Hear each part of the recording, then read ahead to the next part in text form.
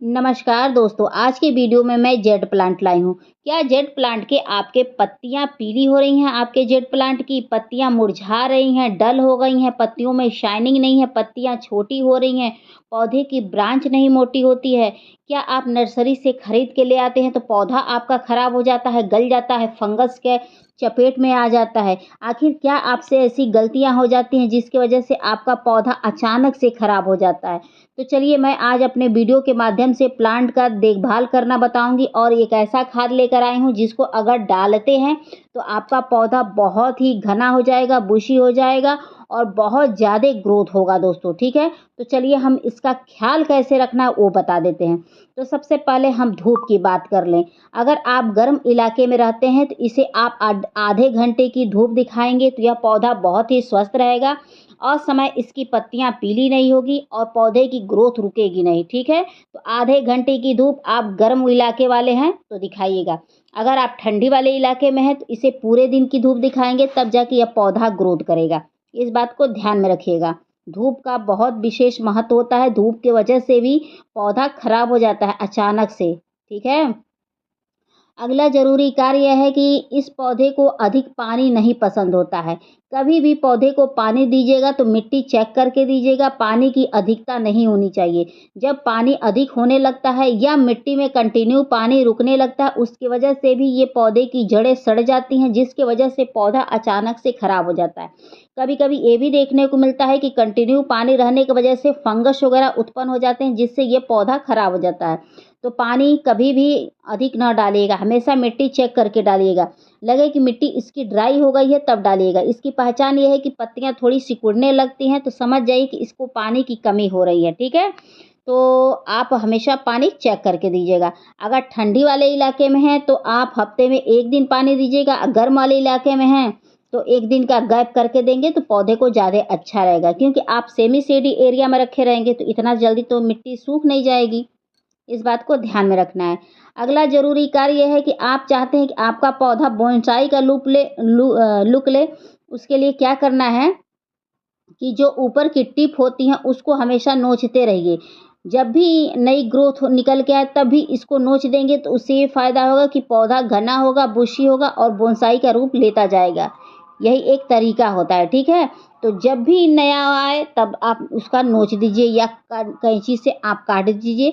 देखिए पौधा कितना अच्छा से घना हो जाएगा दोस्तों। तो ये मेरा एक ही पौधा था दोस्तों, लेकिन बंदरों ने इसको इतना भयंकर तोड़ा कि मुझे 4 गमलों में शिफ्ट करना पड़ा।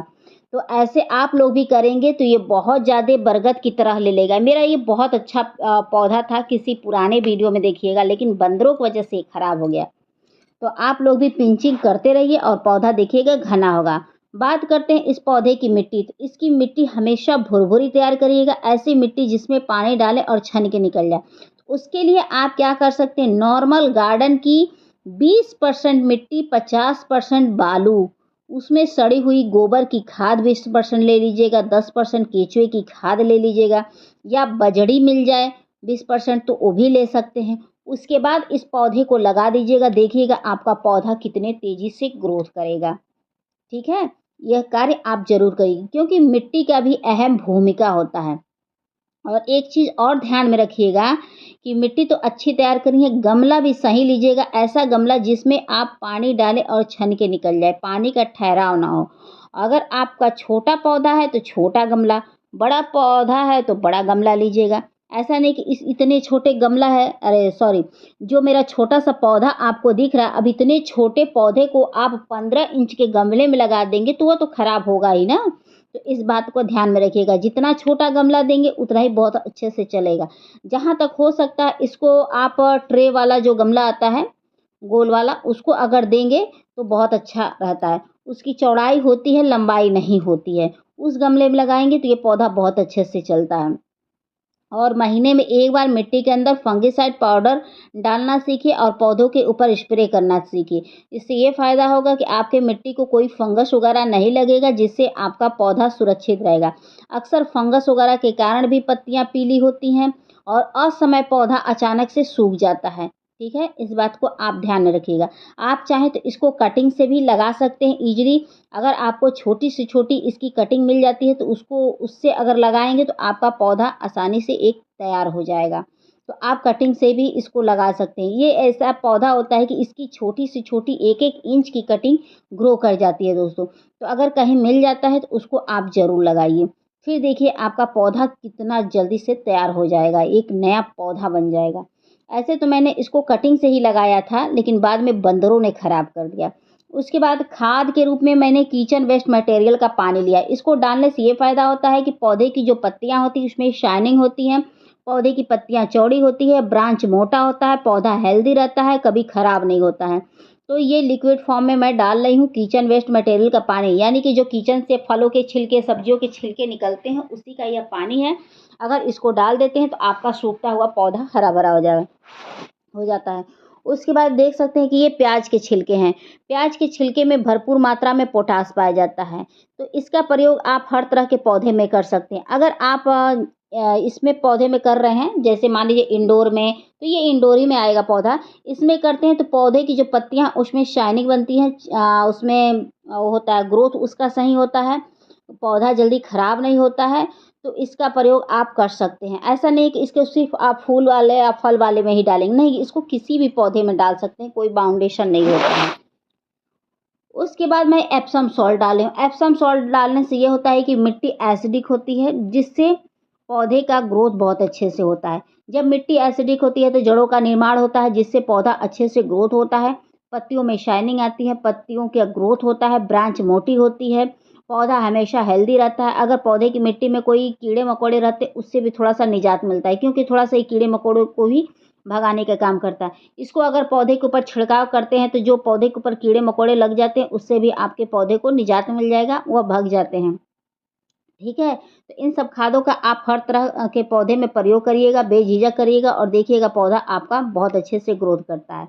तो मैं वही खाद लेकर आती हूँ जिसका प्रयोग आप सभी तरह के पौधे में करें, चाहे वह इंडोर हो, आउटडोर हो, फल-फूल कुछ भी हो। इंडोर में होता है पौधा जैसे जिसको धूप ना मिले, आउटडोर वो पौधा होता है जो पूरे दिन की धूप मिलता है, ठीक है? तो दोनों कंडीशन में इसका प्रयोग कर सकते हैं। उसके बाद इसमें मिला देंगे, मिलाने के बाद अच्छे से तब पौधों में अप्लाई करेंगे। तो मैं 1.5 चम्मच के करीब ली हूँ दोस्तों, तो आप लोग भी आप अपने मिट्टी के अनुसार ले सकते हैं।